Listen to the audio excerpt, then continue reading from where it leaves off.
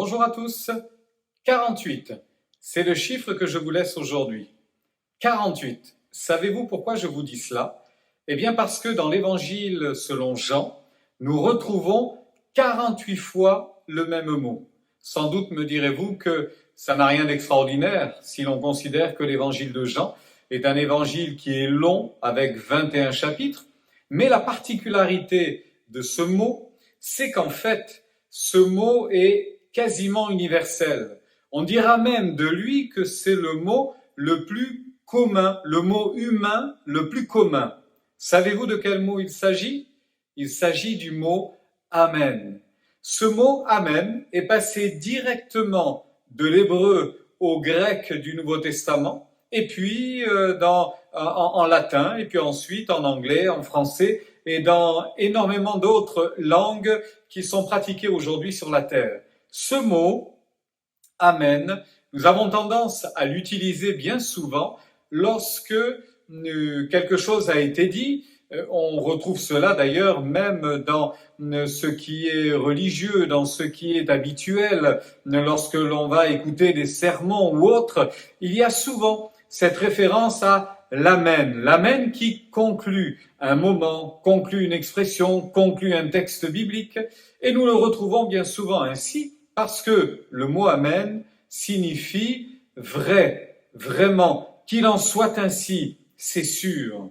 Mais lorsqu'on le trouve en début de phrase, cela signifie que ce qui va être dit à ce moment-là est d'une extrême importance. Cela revêt une importance rigoureuse et qu'il faut vraiment prêter attention à ce qui est dit. Eh bien voilà cette expression en vérité, que nous retrouvons 24 fois dans l'évangile de Jean. 24 fois, Jésus utilisera cette expression. En vérité, je te le dis, dira-t-il notamment à Nicodème.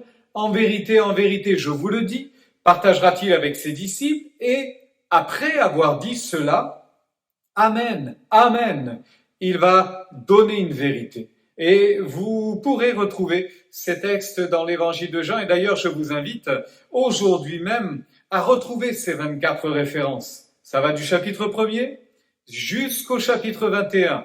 Donc, cela vous prendra un petit peu de temps, mais vous retrouverez ces expressions sans aucun doute. Et vous verrez que derrière ces paroles de Jésus, il y a ces vérités tellement belles à entendre. On parle de nouvelle naissance, on parle de pain de vie, on parle de vie éternelle, on parle de foi, on parle de certitude, on parle de promesse, on parle même de prophétie. Bref, Jésus a utilisé ceci dans un langage courant, simplement pour que nous y soyons attentifs, simplement pour que ses auditeurs prêtent l'oreille à ce qu'il allait dire. Il pourrait très bien nous dire encore aujourd'hui, en vérité, je vous le dis. En vérité, je te le dis. Sois attentif à ce que tu dis, sois vigilant à ce que tu entends, examine l'époque et les moments que tu es en train de vivre, considère ces choses-là avec une réelle attention. Alors, frères et sœurs, pour cette journée, je ne vous dirai rien d'autre que Amen. Qu'il en soit ainsi, que la volonté de Dieu s'accomplisse, que la parole de Dieu s'enracine dans vos cœurs et dans vos vies, et que ces vérités que vous n'avez pas encore découvertes, ces vérités que vous n'avez pas encore saisies, ces promesses qui vous ont échappé jusqu'à aujourd'hui, deviennent pour vous sûres, certaines, solides, parce que vous les aurez découvertes. Que Dieu vous bénisse. Amen. Qu'il vous bénisse abondamment aujourd'hui.